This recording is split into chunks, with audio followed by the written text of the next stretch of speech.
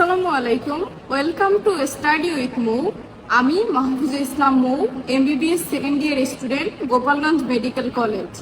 ভিডিওর ক্যাপশন দেখেই তোমরা বুঝতে পারছো আজকে আমরা জিরান নিয়ে আলোচনা করব। এডমিশন ইংলিশে জিরান বারবার আসে, কিন্তু অনেকেই এখানে ভুল করে ফেলে।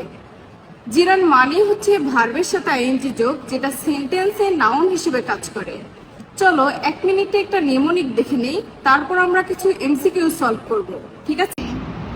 নেমোনিকটি হচ্ছে রেড ক্যাফেতে এমএমএস পাঠাতে গ্যাপ দিও না। চলো এবার দেখে নিই কোনটা থেকে কি বোঝায়। R for remember, E for enjoy, ডিতে ডিসলাইক। এখানে একই সাথে আমরা লাইক ভার্বটিও মনে রাখবো, কারণ এটা খুবই ইম্পর্টেন্ট একটি ভার্ব।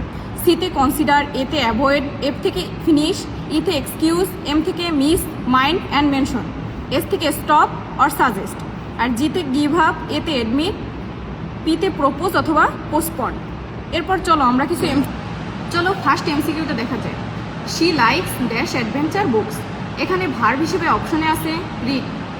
আর প্রশ্নে আমরা দেখতে পাচ্ছি লাইক হচ্ছে এমন একটি ভার্ব যার পরে যদি অন্য কোনো ভার্ব আসে তার সাথে আইএনজি যোগ হবে, অর্থাৎ জিরান্ট হিসেবে কাজ করবে।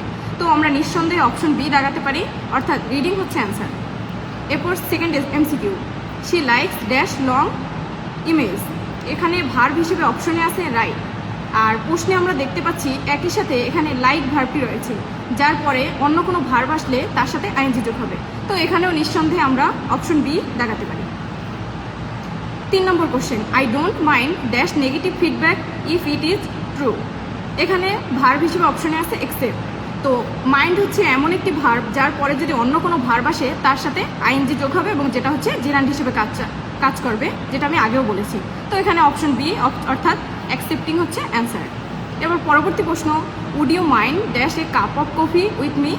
এখানে অপশনে আমরা দেখতে পাচ্ছি ড্রিঙ্ক আছে এবং হ্যাভিং আছে। তো এখানে তোমরা কনফিউজড হয়ে যেতে পারো যে অপশন বি এবং অপশন সি এর মধ্যে যে having to drink or having হবে কিনা। তো আমরা জিরান্টের নিয়ম অনুযায়ী জানি যে প্রথম ভার্বের পরে দ্বিতীয় ভার্ব যখন আসবে তখন তার সাথে আইএনজি যোগ হবে, এবং যেটা জিরান্ট হিসেবে কাজ করবে। তারপরে আর কোনো ভার্ব আসবে না। একইভাবে তোমরা মনে রাখতে পারো যে হ্যাভ ইউ ড্রিঙ্ক মানে হচ্ছে কাউকে বাধ্য করা, কিন্তু কাউকে কফি এবং চা খাওয়াতে আমরা বাধ্য করতে পারি না, অনুমতি নিতে পারি। তো এই হিসেবে অ্যান্সার হচ্ছে হ্যাভিং, অর্থাৎ অপশন সি। এরপর শেষ প্রশ্ন, Rana give up dash football when he become injury. এখানে অপশন হিসেবে ভার্ব আছে প্লে। তো আমরা জানি গিভ আপ হচ্ছে এমন একটি ভার্ব যার পরে অন্য কোনো ভার্ব আসলে তার সাথে আইএনজি যোগ হবে।